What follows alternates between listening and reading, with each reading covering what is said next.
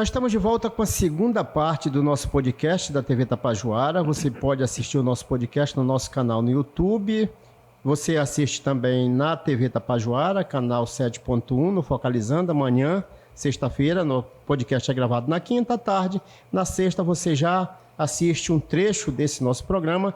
E no sábado vai na íntegra, né, Flori? Antecedendo ao nosso programa de esporte. Portanto, se você não tiver tempo de assistir no nosso canal no YouTube, você pode ligar na TV Tapajoara, canal 7.1, no sábado, ao meio-dia. A gente exibe na íntegra o nosso podcast, que hoje está sendo gravado com o pastor Oreste Greiner e a pastora Marlene Greiner, esse casal abençoado, maravilhoso, que nos deu a honra da sua presença aqui no nosso podcast, né, Flori? Exatamente. E a gente continua conversando e falando do pastor Edgar, né? Com a morte do pastor Edgar, o trabalho de vocês aumentou muito com relação à obra social, né? Com certeza, aumentou bastante, porque recaiu sobre nós, no caso, nós éramos, depois que ele faleceu, nós fomos os primeiros a pegar o imediato, né? Imediato, para pegar o fardo, né? Assumir a responsabilidade, né? E assim foi, não foi fácil, mas vencemos, ainda estamos na luta, né? Ainda estamos na luta. Certo. Na época nós estávamos com a igreja local, né? E com o seminário, na nossa responsabilidade, e agora com a falta do pastor Edgar assumindo a obra social. Aí o trabalho ficou grande, nós tivemos que, por um período, fazer uma transição e até decidir o que nós deixaríamos e o que nós deveríamos dar continuidade. E entregamos a igreja local, Oreste entregou a igreja local, para que a gente pudesse continuar com o seminário e com a obra social. Pastor, depois daqui da sede do município, aqui em Itaituba, depois da sede, qual é a igreja assim, que está com maior número de seguidores, de pessoas participando, congregando na igreja? Olha... Divinópolis já é Rurópolis, né? Rurópolis. Divinópolis tem um bom grupo. Bom grupo. Apesar de ser um distrito de Rurópolis, é um trabalho que cresceu bem mesmo. O pastor lá bem dinâmico, bem dinâmico, é diferenciado, né? Bem jovem, mas com a visão e focado. Depois daqui nós temos Santarém. Santarém é bem estruturado e ela já expandiu uma rede para Monte Alegre, para várias, Belterra, toda essa região. Então Santarém, depois de Itaituba, Santarém em quantidade e qualidade também no trabalho. E assim como o senhor recebeu essa missão lá em 1975 para vir aqui para Itaituba, o casal também assumiu a responsabilidade, né, de expandir a Igreja de Deus em toda a região norte, né, pastor e pastora? Como é que está esse trabalho? Olha, nós ficamos muito felizes porque colocamos como alvo, nós temos uma associação das nossas igrejas na região norte e nós temos alvos regionais. E um dos nossos alvos grandes de longo alcance, que agora já concluímos, na época que nós colocamos os alvos, era alcançar todos os estados do norte. E aqui é um grande desafio devido às distâncias. Nós passamos um ano no Nordeste, o Nordeste é dar um pulinho em cada estado todo dia, né? Se você pega Rio Grande do Norte ou mesmo Ceará, você chega no Rio Grande do Norte, atravessa, vai para Paraíba, vai para...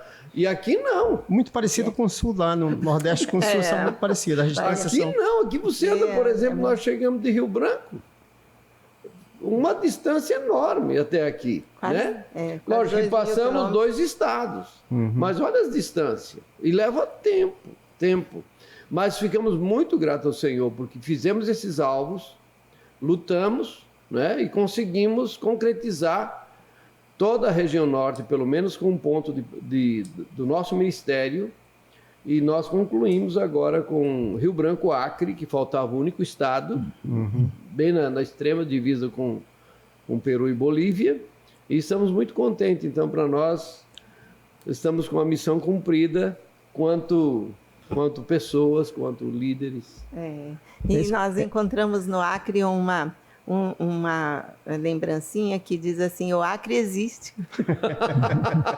Né? Porque muitas vezes ele é esquecido, mas ele existe e graças a Deus a gente chegou lá, né? E fizemos, e nós temos um bonito grupo, iniciamos com crianças e adolescentes, temos um bonito grupo e agora é só dar continuidade.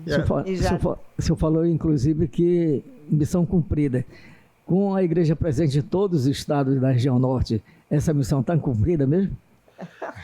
Pelo menos na nossa tarefa. Pelo menos para nós, né? Para nós. Porque agora nós estamos... nosso propósito é mudar de atividade. A gente vai chegando a certa idade, né, Fleury? E a força dos 18 já não existe mais, né? Já foi. Então nós estamos mudando, nos ajustando à idade e vemos algumas outras necessidades. Então hoje nós estamos... vamos dar o suporte, apoio, assessoria, visita, motivação nos campos novos, mas não vamos mais pegar do início, a não ser que o Senhor mude a nossa... Vai continuar dando força. A ideia é obedecer, né? Se o Senhor mandar, a gente vai ainda, mas a gente nota que já fica mais difícil, então a gente vai assessorar e não mais iniciar. Essas obras implantadas nesses estados, pastor e pastora, elas se reportam aqui, a igreja de Itaituba ou a de Curitiba? Não, toda a região norte ela é independente administrativamente. A nossa região, nossa associação é independente. Então Itaituba é a mãe. Eu costumo dizer que Itaituba é a nossa Jerusalém. Daqui que vai. Então aqui tem uma força e tem uma dinâmica diferenciada e uma estrutura toda da igreja aqui que cresceu muito trabalho. Então Itaituba é a Jerusalém nossa.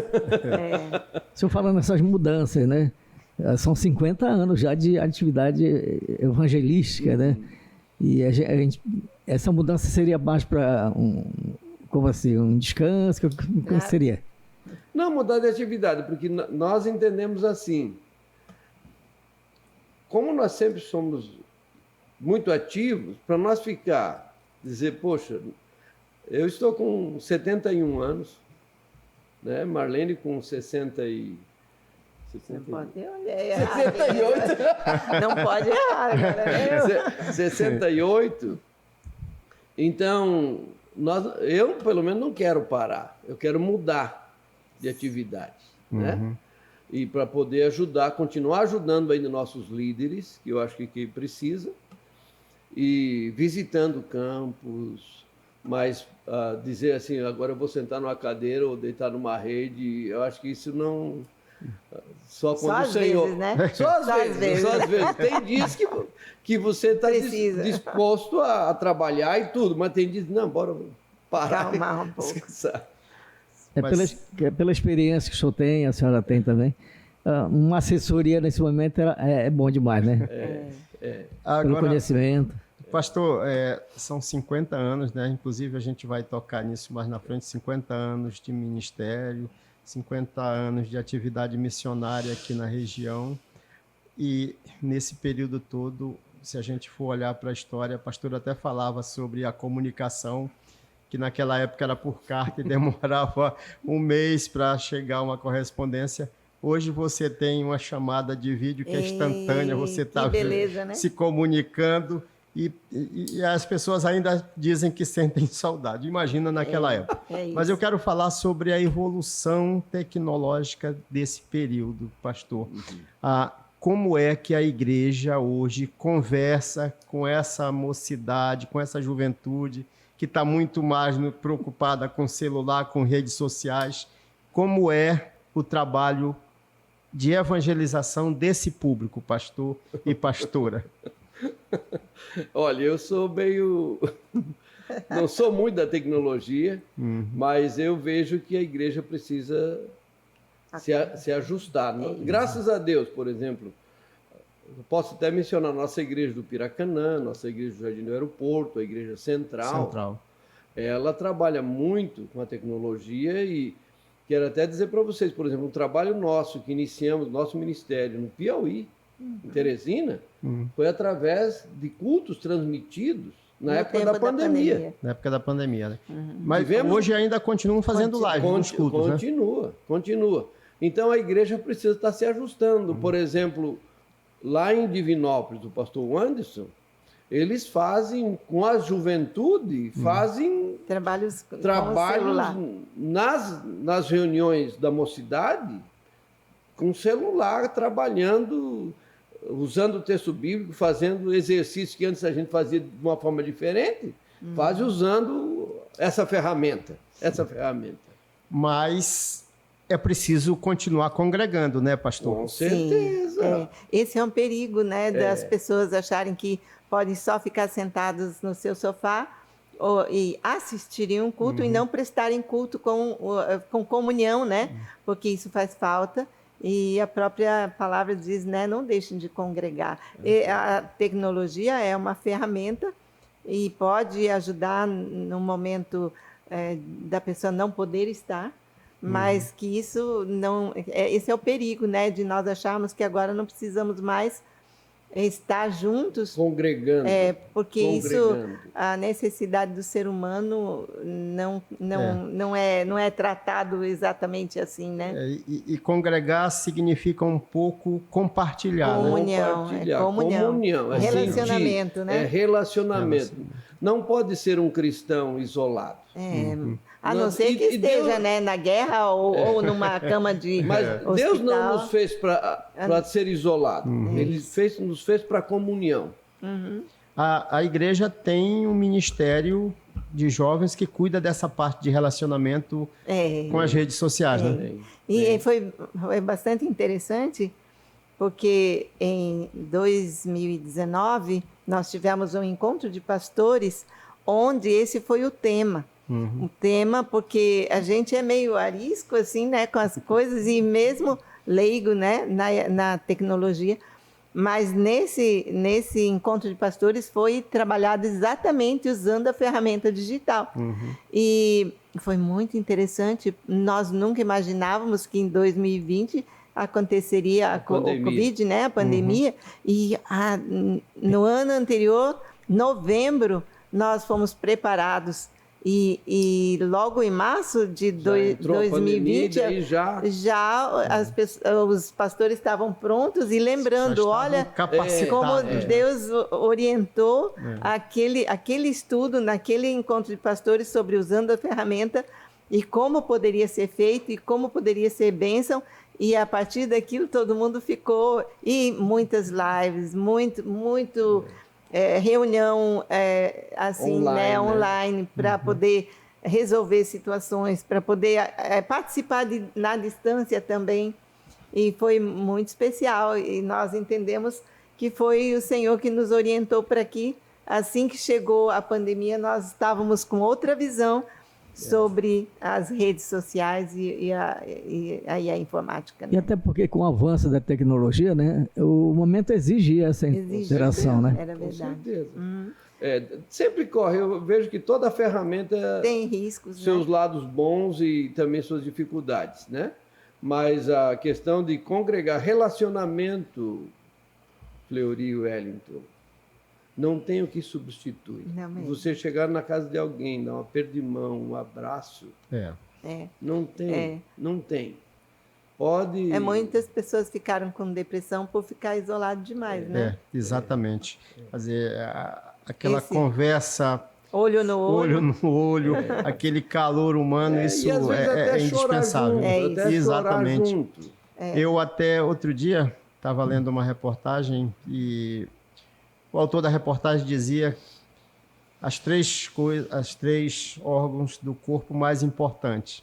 Aí as pessoas diziam, é o coração, é o cérebro. Aí ele disse, não, é o ombro. Porque é o ombro que a gente dá para o amigo, para ele vir chorar, para ele vir descansar, para ele vir repousar as suas aflições. E, assim, olhando, de certa forma, tem lógica, né? Tem lógica. Porque quando a gente está próximo de uma pessoa, aquela pessoa se aproxima da gente também. E o ombro amigo é uma das coisas mais importantes que a gente pode oferecer para um amigo. E essa né? troca. Agora troca nós de... estamos fazendo uma troca também. E isso é importante, isso é crescimento, né? Nós temos falado durante toda essa nossa conversa de lideranças, de formação de lideranças. E como é que os senhores avaliam essas novas lideranças que estão surgindo agora, pastor e pastora? Nós vamos estar morando no seminário para ser um suporte também para os novos líderes, né? Sei. Eu creio que vocês também já têm experiência nessa área. Nós enfrentamos desafios com as novas lideranças, porque a mentalidade deles é outra, né? E às vezes eu creio que eles precisam muito de uma assessoria, de um suporte, né? De um suporte mais velho, com mais experiência para caminhar junto até... Um conselheiro, né, pastor? Um conselheiro. Então eu vejo que isso é muito necessário, o acompanhamento. Não tem jeito, tem que alguém compartilhar. Nós sempre falamos assim, que o jovem líder, ele vê muitas dificuldades. Já a pessoa com mais experiência, ele vê as possibilidades que tem. Então nós podemos mostrar para ele as possibilidades. E não só olhar a parte negativa ou as dificuldades que tem lá. A gente já vê, uau, o negócio é diferente, né? Tem outra visão do que quando éramos jovens, né? Bem jovens. Pastor, o Congresso Desperta é um grande evento da igreja, né? E a gente tem acompanhado nos últimos anos, parece que cresce cada vez mais, né? É uma ferramenta, né, que a igreja tem para chegar também a essa juventude? É uma ferramenta. Antigamente nós fazíamos nossos retiros de carnaval lá na Maloquinha, né? Lembro. Mas daí criou essa dinâmica, diz, não, nós queremos alcançar não só os jovens, mas a família toda. E mais, né? E mais. Então, foi estratégia e hoje ele é um evento que marca a cidade de Itaituba, uma região e no mundo inteiro. Tem gente que participa via online, assiste no mundo inteiro, porque nós temos gente em todo canto e observam. Dizem, uau, o que está acontecendo em Itaituba? As igrejas, todas as igrejas têm esse movimento. Eu lembro que a igreja do pastor Flávio aqui tem um movimento, o Celebrai. As igrejas por aí afora, elas têm esses movimentos nesse período? Elas têm, mas é mais local, um pouco mais... No Nordeste, fechado. onde nós passamos um ano lá, a gente notou que eles fazem retiro de famílias. Eles se retiram, mas a família toda, não só a juventude, toda a família da igreja, e fazem um retiro bem especial naquele período. E já no Sul tem congresso, mas é durante o ano. Eles fazem retiro de jovens também. Mas é mais... como mais nós local, fazíamos no passado. Como nós fazíamos no passado aqui, que se criou um evento estrutural enorme, né? E hoje o envolvimento dos jovens, não só dos jovens, né? Mas da igreja toda é muito grande, né? Grande. No Desperta. Nós tivemos agora, quarta-feira, foi o lançamento do Desperta. Lançamento, 2025, a gente mostrou. A gente mostrou aqui no Focalizando. Então, toda a igreja envolve. Então, alcançamos os objetivos, né? De não só o jovem, de não só a pessoa mais madura, mas toda a família abraça. Eu acho que essa é a razão de ter um sucesso e ser um lugar de bênção. E mexe com a cidade, né? E mexe com tudo. Sim, mexe com a cidade. A igreja, antes desse templo construído, muito novo, muito bonito, com um espaço bem maior, antes eram 2 cultos, né? Porque a igreja era menor, acomodava menos pessoas, menos fiéis, eram 2 cultos. Mas hoje eu estive no domingo passado, sem ser esse último agora, na igreja, e eu já observei que parece que já é pequena. Pequena, né, pastor? Já está pequena de novo, né? Nós não estávamos na Central, nós estávamos no Jardim do Aeroporto, que nossos netos participam lá, nossa filha e nosso genro, e nós soube que eles tinham uma apresentação, e nós estávamos com a palavra também lá. Então a igreja do Jardim também cresceu bastante, né? E do Piracanã cresceu muito também. Então, graças a Deus. Mas quero dizer para vocês que Itaituba é considerada para nós, nosso ministério é a mãe, né? Então ela tem uma responsabilidade especialmente central de ter uma estrutura e também os eventos maiores acontecem lá. E também nós temos, falando em liderança também, nós temos um encontro de líderes, pastores e líderes, uma vez por ano, onde é tratado toda essa dinâmica dos trabalhos, prestação de contas, essa questão de liderança mesmo. Certo. Eu estive no culto, tinha um convidado, era o pastor Daniel, se eu não estou enganado, ele, não sei se de Ananindeua, ele que estava fazendo a pregação nesse dia, e eu percebi que a igreja já não tem mais espaço, que eles estavam colocando cadeiras de plástico para acomodar, né? Cadeiras extras para acomodar. E tem uma proposta, pastor, e eu queria ouvir a opinião de vocês, e essa proposta deve ser levada para a Câmara de Vereadores para mudar o nome da praça do Cidadão para Praça da Bíblia. Já chegou alguém lá da administração municipal para ouvir a opinião da igreja sobre essa mudança? Que eu saiba, o pastor Antônio Carlos não foi ainda consultado. Não sei se ele foi consultado, pelo menos nós não conversamos. Mas lhe agrada essa ideia? Ela já era mencionada assim no passado. Antigamente já tinha um monumento bíblico, inclusive nós lemos. Se fazia a leitura da Bíblia durante 24 horas, não era? 72 horas. Exatamente. Mas eu creio que é uma boa proposta, né? Logo depois que o pastor Edgar faleceu, um pouquinho antes, eles queriam até fazer um busto do pastor Edgar e colocar, né? E colocar lá. O que nós, na verdade, queríamos era mudar o nome da rua. Na 23ª, colocar o Bom Pastor. Ou Pastor Edgar, né?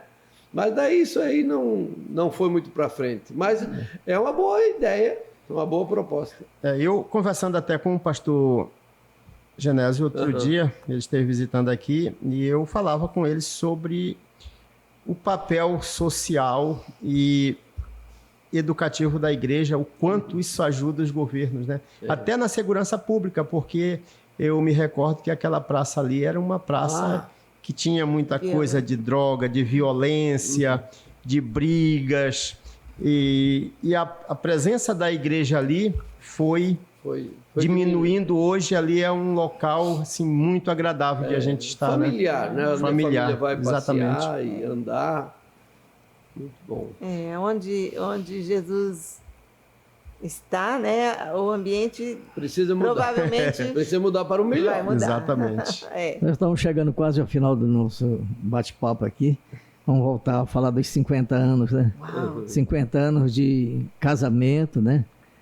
Vocês acreditam que esses anos todos aí também de missão evangélica, que vocês abraçaram ainda quando jovens, de estarem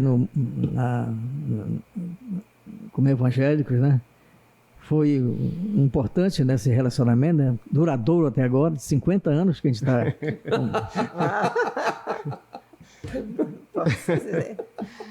Eu creio que Jesus faz a diferença na nossa vida, né? E nós aceitamos a Cristo ainda bem jovens. Eu devia ter mais ou menos 12 anos. E então eu creio sim que o nosso manual ajuda muito bem, né? Que nós estávamos falando do manual bíblico. Sim. E a gente aprendendo os princípios bíblicos, a gente procura viver dessa forma, né? E eu creio que isso tem ajudado a gente vencer as dificuldades de relacionamento conjugal, especialmente no início, até os ajustes necessários para poder um compreender o outro melhor. A Bíblia fez a diferença e a vontade de servir o Senhor também. Eu creio que sim. Eu não desmereço quem não tem isso e ainda tem pessoas que têm um amor profundo um pelo outro e alcançam uma boa idade no relacionamento, mas eu acho que a Bíblia nos ajudou e o Senhor nos ajudou a atravessar esses anos assim com esse resultado, né, de chegar a 50 anos. Um outro desafio juntos. que eu vejo de relacionamento a dois que nós aprendemos muito também ensinando os outros e lendo e estudando para poder ajudar também, as outras pessoas. Para ajudar outros casais. É a gente conhecer melhor um ao outro, estudar um ao outro melhor. É isso. Eu preciso saber como Marlene pensa, como ela procede em tal época. Então, para isso a gente precisa ler, a gente precisa estudar, né? E de vez em quando ela me diz, olha, eu não sou mais jovem, né? E eu também tenho que dizer para ela, eu não sou mais, não tenho mais 40 anos, né? Eu creio que esse diálogo, essa conversa... É entender as limitações um do outro, né? Isso, e respeitar um ao outro, isso é fundamental. E um texto que o pastor, quando fez nosso casamento, celebrou nosso casamento, ele usou, e até hoje nós guardamos, levai as cargas uns dos outros e assim cumprireis a lei de Cristo. Isso, nossa. Então eu tenho que levar ela e ela tem que me carregar também, né? Certo. Pastora Marlene, pastor Orestes, como disse o Fleury, nós estamos chegando ao final dessa conversa muito agradável. E eu vou pedir para vocês agora, nós estamos chegando ao final do ano, Natal, depois Ano Novo, eu pedir para vocês deixar uma mensagem de Natal, de Ano Novo, para a população, especialmente a população evangélica, mas de um modo geral, a população de Itaituba. Fica à vontade para a gente encerrar esse bate-papo. Eu gosto muito da ideia de que naquela noite de Natal, aquela primeira noite de Natal, que houve aquele grande coral, imagina, né? Aquele grande coral de anjos vindo e cantando, né? Glória a Deus nas alturas e paz na terra aos homens a quem Deus quer favorecer, né? Aos que Ele quer bem. E é isso. Nós queremos desejar a todo o povo de Itaituba e outros que puderem estar assistindo que essa glória de Deus possa resplandecer em cada lar nesse final de ano e que 2025 seja ainda muito melhor do que o ano que nós já estamos concluindo. Deus abençoe cada família. Natal se remete muito à família e ao amor mútuo entre as pessoas, e que esse amor de Deus, dado por Deus, eu fico pensando, que amor, né? De dar ao filho com uma missão específica. Não foi, né, para qualquer coisa, mas para aquela missão de morrer em nosso lugar. É um amor espetacular que nós não devemos deixar de pensar nele. Que esse amor seja permanente no final desse ano e em 2025. Feliz Natal, feliz Ano Novo para todas as famílias itaitubenses de modo especial. Pastor. Eu quero, de uma maneira especial, agradecer por esse tempo tão precioso aqui. E quero dizer também que nós fizemos parte da comunidade de Itaituba, né? Temos a história aqui, nossa história de vida, nós nos consideramos mais itaitubense ou paraense do que nossa maior parte da vida está aqui. Foi aqui. E eu quero desejar a todos os nossos ouvintes aí que estão nos assistindo um Feliz Natal preciosíssimo. E assim como Marlene mencionou, as boas novas de salvação que foi anunciada no Natal, no nascimento de Jesus, elas ainda continuam as boas novas. É verdade. Né? E quero encorajar todos que pelo menos o pai ou a mãe pudesse ler a Bíblia no Natal com sua família. E não esquecer do aniversariante. O aniversariante é Jesus e ele precisa fazer parte do Natal. Se ele não fizer parte do Natal, não é Natal. Então, que Deus abençoe a todos os itaitubenses. E foi um prazer muito grande poder ter a nossa vivência maior aqui na região, ter uma história. E um Feliz Natal a todos. Deixe Jesus com sua paz, o seu amor, fazer parte da sua família. É a melhor coisa que tem. Então, um Feliz Natal para todos. E Feliz Natal aqui para a equipe do SBT, né? Para a equipe toda. Muito obrigado. E com essa mensagem da pastora Marlene, do pastor Orestes, estamos nos despedindo, né, Fleury? Do nosso público que está nos assistindo. Muito obrigado pela audiência e até um próximo episódio, né, Fleury? Exatamente. Agradecer ao pastor Orestes Greiner, pastora Marlene Greiner também pela participação esclarecedora, enriquecedora, de lembranças, né? Dessa longa caminhada aqui na nossa cidade. E que a gente continue. Com certeza esse trabalho vai continuar por muito tempo. Amém. Obrigado a todos. Obrigado.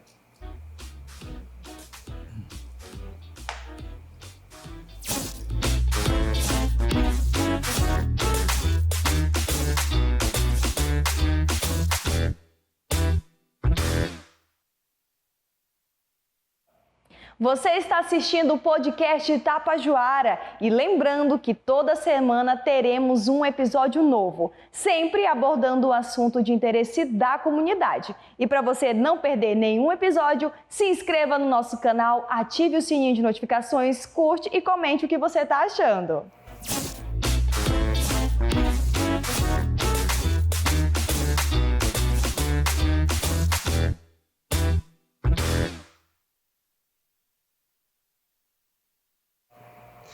Estamos iniciando mais um episódio do podcast Tapajoara e hoje nós temos a satisfação de receber aqui para essa conversa o pastor Orestes Greiner e a pastora Marlene Greiner. É uma satisfação muito grande a gente receber aqui vocês e falar um pouco, levar um pouco da história de vocês, a história de vida, a história de missionária, a história missionária de vocês para o nosso público do nosso canal no YouTube. Fleury. E a gente começa já perguntando em que ano vocês chegaram aqui para começar esse trabalho maravilhoso aqui no nosso município. Na verdade, para nós quero dizer também que é uma grande alegria e é um prazer para nós e uma honra poder estar aqui compartilhando um pouco da nossa história. Nós chegamos aqui mais precisamente, início de fevereiro de 1974.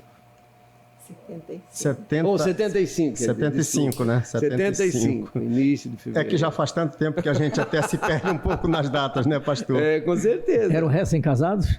Recém-casados. Diga aí, querida, quando foi que casamos? Prazer, irmãos, estar aqui e poder participar. Eu não fico bem à vontade ainda nessa posição, mas com a continuação da conversa a senhora vai se sentir. Que vocês nos deixam bastante livre.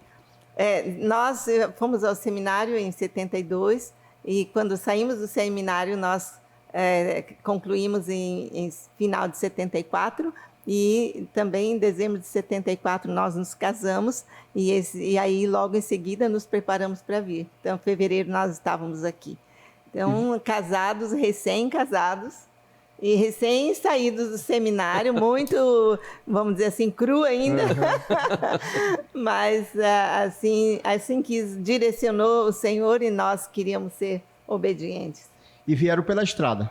Pela estrada. 5 dias. 5 dias de viagem. 5 dias de viagem. Saíram de Curitiba com o Jeep. Jeep daqueles curtinhos, né? Daqueles Willys da Ford. E andamos, fomos até Estreito e de Estreito enfrentamos a Transamazônica. Foi o primeiro contato na região norte aqui. Foi. Sim, primeiro. Porque não tinha, ainda não estava completa a 163 ainda não estava aberta. Aí dificultava mais para chegar aqui, né? Eu lembro sempre que a distância era tão longa entre um posto e outro que era necessário levar um galão de reserva no Jeep para poder alcançar um novo posto. Né? Então, imagina como era diferente do que hoje, né? E para o nosso público mais jovem, pastor e pastora, é bom a gente lembrar que aquele Jeep, aquele tipo de veículo não tinha amortecedor, né? Era uma mola, né? E a coluna... É verdade. Chegou bem... E veio toda a nossa mudança lá, era só livros e o que nós tínhamos... Opa, é pouca coisa. Era um fogareirinho daqueles liquinho de 2 quilos com uma boquinha. Uma verdadeira e nós viemos em 5 pessoas no Jeep, éramos 3 jovens, na época, 3 jovens para vir para o trabalho e 4 pastor pessoas. Edgar, um amigo nosso, um colega de seminário, e nós dois. Então viemos com toda a nossa mudança dentro do Jeep. Então pode imaginar o quantas coisas nós tínhamos. Como foi o início do trabalho aqui, quando chegaram aqui? Eu acho que na época o jovem não tem muita... para nós sempre foi uma alegria poder dizer, uau, chegamos num campo, né? E vamos colocar em prática aquilo que aprendemos no seminário, para ver se funciona. E para nós foi uma alegria, foi tudo novidade, né? Uma coisa que tivemos que nos adaptar foi dormir em rede, nunca tinha dormido em rede, né? Essa é uma delas. É uma delas. E para nós, na verdade, Fleury e Wellington, acho que Deus já nos preparou, porque eu vim de uma família muito pobre, né? E sempre trabalhando muito na roça. Então, para mim, não tinha tanta novidade, assim, nesse sentido. Deus entende. Não tinha muito tempo ruim, né? Não tinha muito tempo ruim, porque eu acho que Deus já preparou todas as coisas e nós chegamos aqui, arregaçamos as mangas e vamos trabalhar. O pastor Edgar que trouxe vocês para cá. Isso. Vocês vieram. O pastor Edgar, ele era o deão do seminário. E ele também ele foi o nosso pastor. Na nossa mocidade, ele foi o pastor. Com ele, nós fomos ao seminário. Ele foi para o seminário para cuidar. E na mesma época que nós estávamos como candidatos e entramos no seminário. Então, foi uma continuidade de nosso pastor, nosso deão no seminário. Então, ele cuidava dos alunos e ele também foi um pai... E um pai espiritual, um cuidador, ele nos cuidou, ele sempre tinha uma atenção especial. Eu creio que ele sabia que era meio difícil para dois jovens, tão jovens, né? Na época, o Orestes tinha 21 anos, eu tinha 18. E, então, ele tinha um olhar especial ele foi muito especial. Foi muito assertivo na escolha, né? E ele, na verdade, ele cuidou da gente. Ele foi. Nós temos muita gratidão pela vida dele. Agora, 1975. Chegamos aqui. Que chegaram aqui. Então, a história de vida de vocês, a história missionária de vocês se confunde com a história de Itaituba, né? Pastor e pastora. É verdade. Você fez parte do primeiro conselho, né? Quando Itaituba começou a desenvolver, daí o seu Altamiro era o prefeito e ele criou um conselho de desenvolvimento de Itaituba. Na época do projeto Rondon e toda essa parte lá de Santa Catarina estava, e formamos todos os pastores e presidente de comunidade, faziam parte. Fez parte. Daí eu fiz parte quando foi criado através do projeto Rondon todo esse planejamento da Cidade Alta, que nós chamávamos, né? Sim. E daí nós fazíamos parte de todo o processo do desenvolvimento da Itaituba. O trabalho da Igreja de Deus é que começou com vocês, então? Eu já tinha um início aqui. Um missionário americano veio antes, né? Mas como a língua dificultou, ele não desenvolveu tanto, mas ele já morava aqui. Ele fez a base, né, para a gente. Ele fez a base no sentido de ter a estrutura e nos receber. Logo depois, em junho...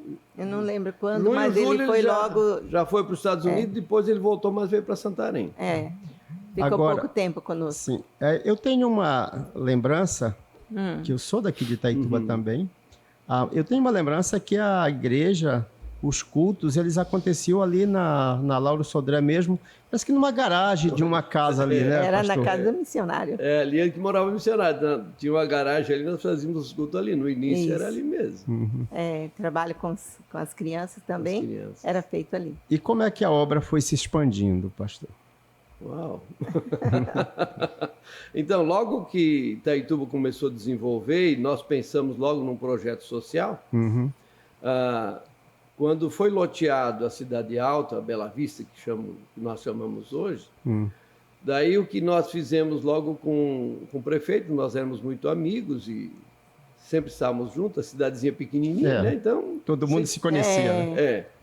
E daí eu pedi para o senhor Altamiro, o prefeito, um espaço que nós queríamos, devido à necessidade e à demanda de tantas crianças e essa questão de garimpo, o pai ia para garimpo, às vezes não voltava, ficava a mãe com um bocado de filho, que vocês conhecem toda a história. E nós falamos aí do projeto nosso, e ele disse, olha, daí eu falei para ele, eu precisaria de uma quadra, né? A primeira quadra ele nos ofereceu ali onde que era como é que era? Onde tem a Telecom ali, antigamente. Sim, era Telepará. Telepará. Naquela quadra ele ofereceu. Eu falei, não, aqui fica muito perto da BR, vai desenvolver. Eu falei, eu vou querer nessa mesma linha aqui. Lauro Sodré, 13 de maio, daí nos cedeu, nos doou aquela quadra da 11ª. 11ª, onde hoje é a escola, né? Isso, lá foi o primeiro pontapé. Agora, por que Itaituba foi escolhida assim, pastor, para começar o trabalho de evangelização aqui na Amazônia? Por quê? Foi... Por conta que na época, como começou a desenvolver essa região amazônica, a integração para o desenvolvimento, né, para não... Tem um ditado que diz assim, a integração para não entregar. Né? Era um slogan do governo federal. Isso, e traziam todo mundo. Então, não só foi a nossa missão, do nosso ministério, todos os ministérios de igrejas, por quê? Porque todo mundo olhava para cá. Então a igreja, bom, todo mundo está olhando para lá, nós também vamos olhar.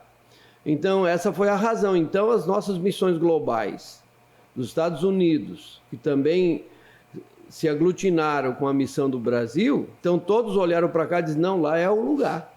Todo mundo está indo para lá, todo mundo está focado.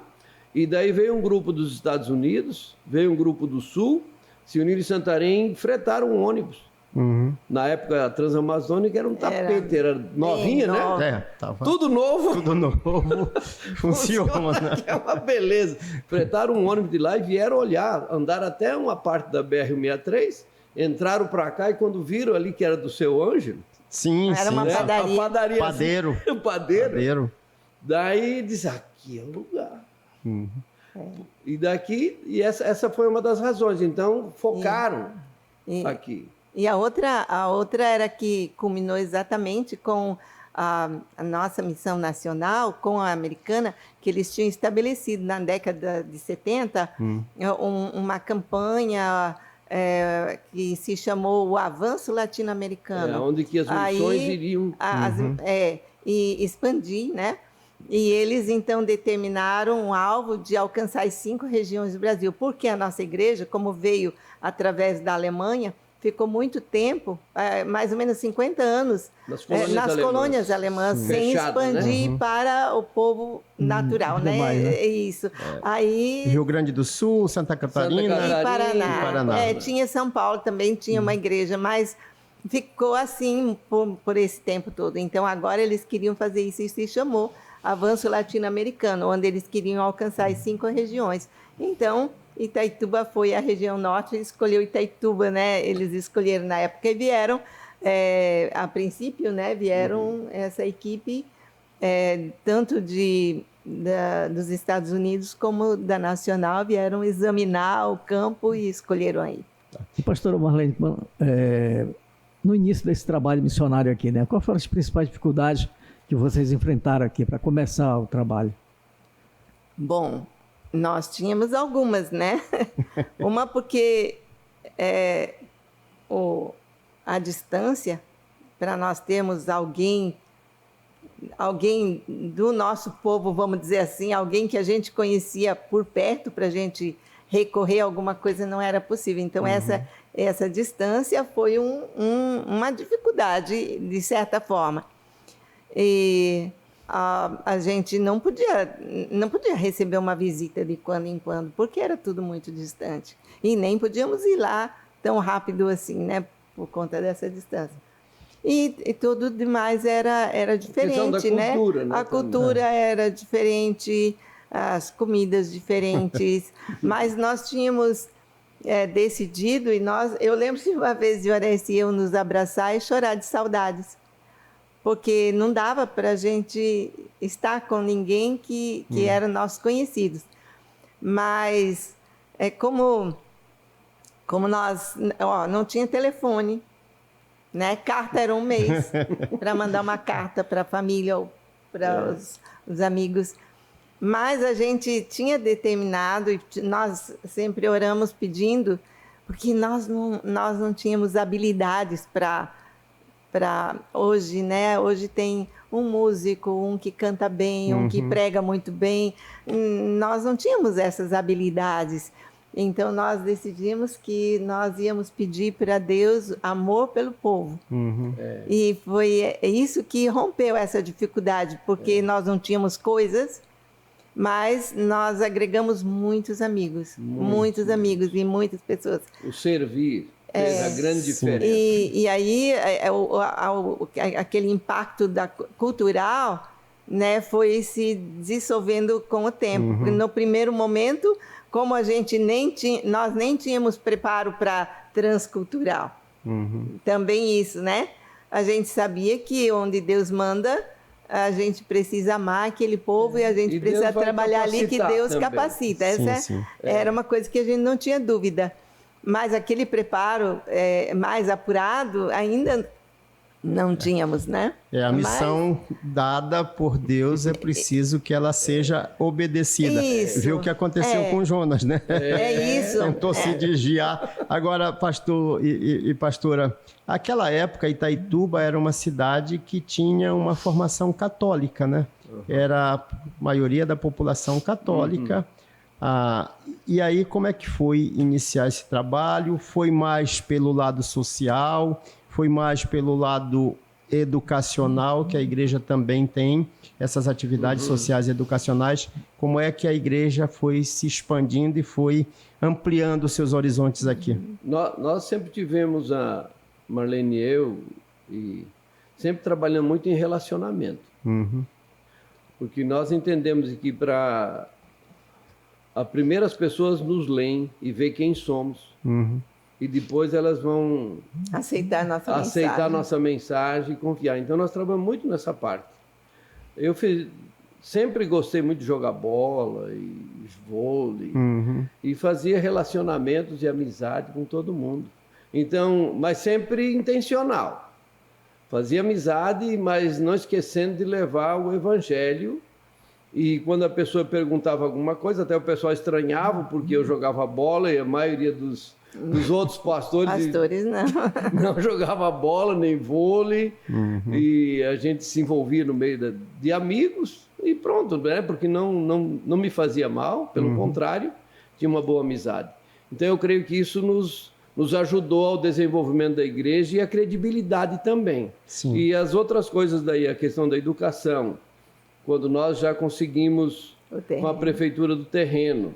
E daí nós começamos a orar e pensar quem poderia vir. Pensamos no pastor Edgar, foi a primeira pessoa, por quê? Porque ele era mais velho, já tinha experiência na área social lá, já tinha o contato também com a nossa instituição na Alemanha. Então nós pensamos, poxa, se o pastor Edgar viesse e ele iniciasse o trabalho social e nós ficássemos com o trabalho da igreja, nós íamos fazer uma equipe. E ia ser uma equipe muito boa. Então essa foi a razão, né? Mas eu creio que a princípio, Fleury, a ideia é relacionamento. Não tem outra estratégia melhor. É relacionamento. E daí depois, quando nós falamos com o pastor Edgar aceitou, mas daí ele não conseguiu alguém para ficar no lugar dele lá. Daí ele disse, então, Oreste e Marlene, nós vamos fazer o seguinte, nós vamos para lá e vocês vêm para cá. Faz uma troca. E foi isso que foi feito. Daí nossa família vai vir, ele vai desenvolver e graças a Deus o trabalho vai para frente. Isso foi em que época, mais ou menos? Em 79, que nós fizemos essa troca, maio de 79. Retornaram em 79. Não, para Itaituba de volta. Sim. Foi em 84. Fevereiro de 84 de novo. Fevereiro. Aí o trabalho já estava implantado. Daí já estava o trabalho social implantado, tudo, mas sempre, quase todo ano, nós estávamos aqui visitando. Nós estávamos lá, mas estávamos aqui. Eu sei. E daí voltamos de novo. A igreja daí já mais estruturada, nos convidou para retornar. E eu acho que aí foi a expansão, né? Porque como a obra social atendeu muitas famílias, então muitas famílias ficaram conhecendo a igreja através desse trabalho social. A igreja preza muito por isso, né? A questão do social, né? E na época, eu acho que nem a Secretaria de Assistência não existia. Talvez tivesse alguém que... Mas eu acho que não tinha, não sei. Na época do Silvio Macedo foi quando a prefeitura começou com o trabalho social através da FASIP, né? Isso. E aí, nesse período que a gente iniciou a obra social, o pastor Edgar veio e fez esse trabalho, todo esse... tudo que dependia de crianças com dificuldade, o juiz mandava para a gente, porque aí nós tínhamos esse papel, né, de ajudar. E a Igreja de Deus geralmente faz isso nos seus locais, né? Mas era uma parceria com a prefeitura? Tinha alguma ajuda? Como é que é? Eu creio que sempre teve parcerias, convênios, né? E assim, vocês sabem que entra governo, sai governo, daí tem um diálogo tudo de novo, né? Mas na época foi mais favorável, mais favorável. Agora, a semente certamente foi bem plantada, porque certeza. Até hoje a disputa por vaga nas escolas, mão cooperadora é grande, né? E a igreja lá na 23ª, pastor, começou a partir de quando? Foi assim, quando nós voltamos em 84, nós fazíamos os cultos, as celebrações no refeitório da escola e no projeto social da 11ª. Mas daí a igreja, todos gostariam de uma construção, um templo.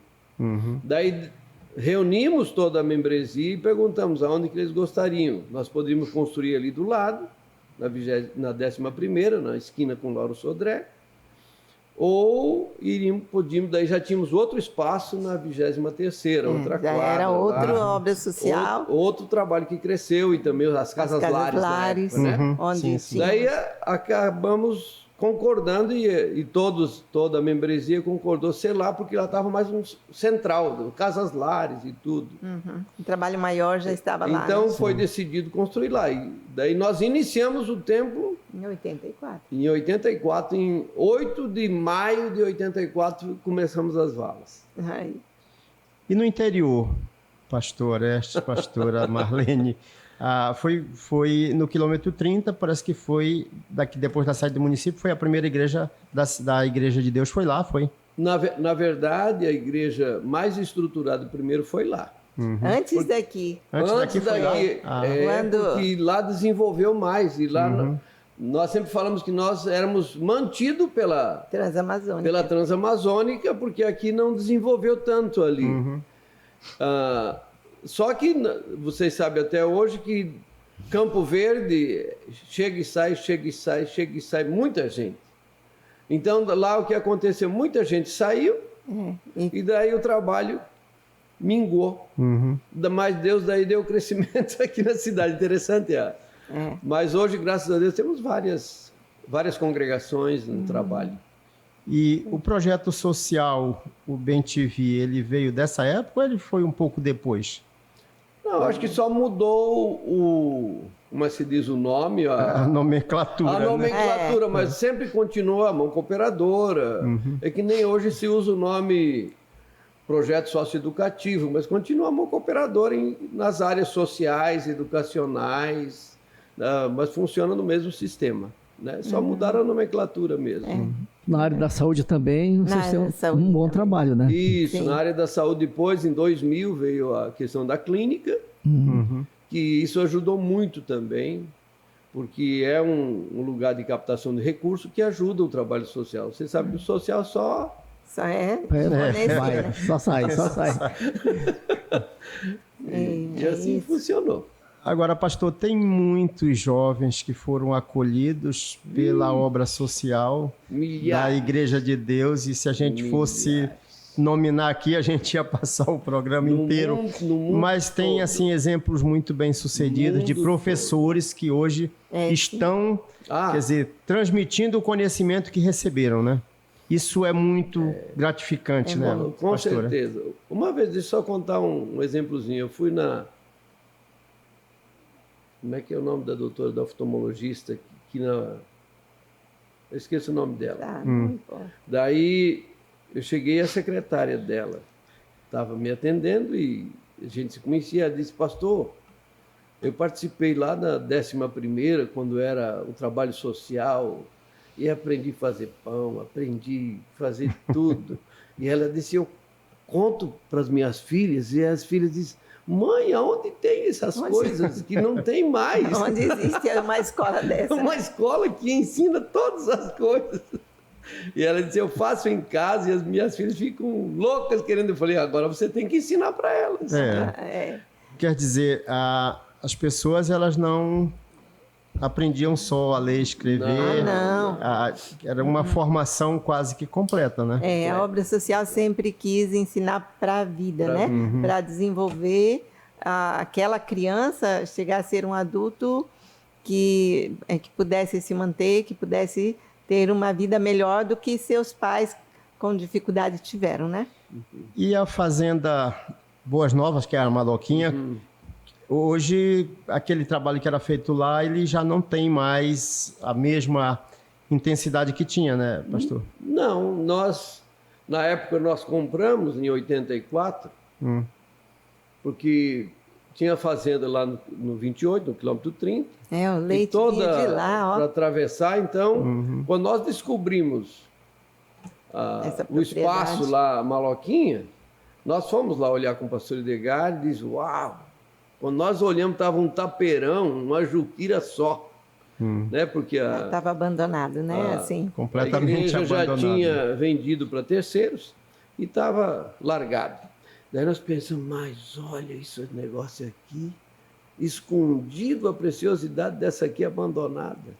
Daí o pastor Edgar disse, não, vou trabalhar aí, vamos. Daí ligou para os nossos amigos no exterior, e daí Deus levantou alguém, um empresário grande lá, e disse, não, vamos comprar. Daí compramos. E ali passou por várias etapas, né? Já foi escola de ensino fundamental com técnico agrícola. Já saiu muitos de lá que foram depois para a escola técnica em Castanhal, se formaram, e hoje estão por aí trabalhando. Pelo Nortão todo. Certo. E hoje lá, mais para quê agora? Agora é um seminário. Hoje é um seminário, formação de líderes, que nós não pode parar. Né? Isso.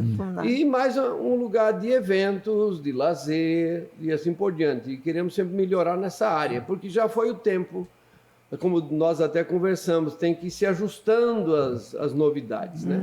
Eu me recordo, lá na Maloquinha mesmo, conversando com o pastor Edgar, e naquela época ele tinha uma produção lá, né? Produzia o leite que era vendido aqui na cidade. E ele tinha essa questão de visão de agrovilas. Né? Mas a pergunta não é exatamente essa. A pergunta é como foi para vocês, em 2005, perder o pastor Edgar? Quer dizer, passou. Não foi bom, né? Para nós, não foi bom porque mexeu com a estrutura toda, né? Porque ele era a coluna, e quando se perde uma coluna principal... Era a sustentação. Dá um abalo, né? Dá um abalo, porque tudo se envolvia com ele. E ele já antes, como já vinha com situações de saúde... Ele já dizia, olha, vocês precisam assumir. Mas enquanto ainda ele se mantinha, ele ainda tinha o controle, ou pelo menos a liderança toda, né? E era o porto seguro de todo mundo, né?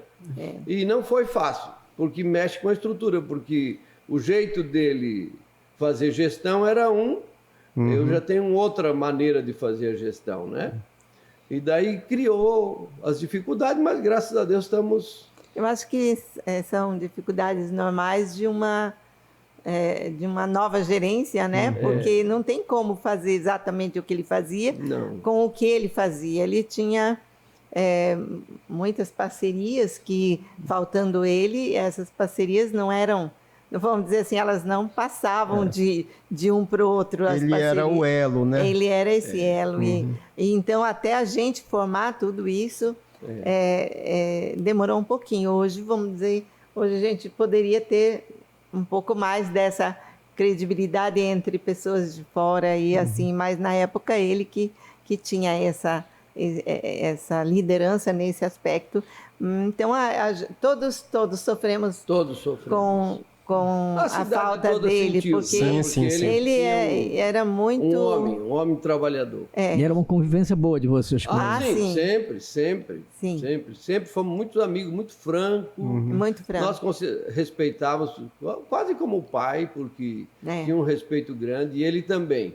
O pastor Edgar era assim, ele tinha uma característica que você olhava para ele e pensava que ele era um camarada. Não. Mas o coração mole. Muito especial, um homem... O casal, né? Eles foram muito queridos. Amamos muito. Também com muito amor pela obra. Muito amor. E ele tinha uma força, né? Que se alguém dissesse, se a prefeitura não fizesse alguma coisa, ele pegava a máquina a possibilidade de fazer, ele ia lá e fazia. Não tinha tempo ruim para ele. Ele enfrentava o trabalho duro, o trabalho difícil. E ele cumpriu muito bem a sua função, né? Cumpriu a missão. Porque diz que o líder, o verdadeiro líder, não é aquele que tem seguidores, é aquele que forma novos líderes, né? E ele desempenhou muito bem esse papel, né? Desempenhou. A gente lembra de algumas pessoas, como o pastor Daniel, o pastor Josenberg, eles lembram muito bem dele dizendo: vocês é que vão cuidar disso aqui, vocês prestem atenção que vocês vão cuidar disso aqui. De vez em quando eles lembram disso. Hoje eles também já são pastores. Na época, eles eram rapazes, adolescentes, né? Assim, então... Pastor Oreste, pastora Marlene, nós vamos fazer, né, Fleury, um intervalozinho aqui no nosso bate-papo, que está muito agradável, mas é 30 segundos, só para um recadinho da Letícia e a gente já retorna com a nossa conversa. Tudo bem. Muito bom.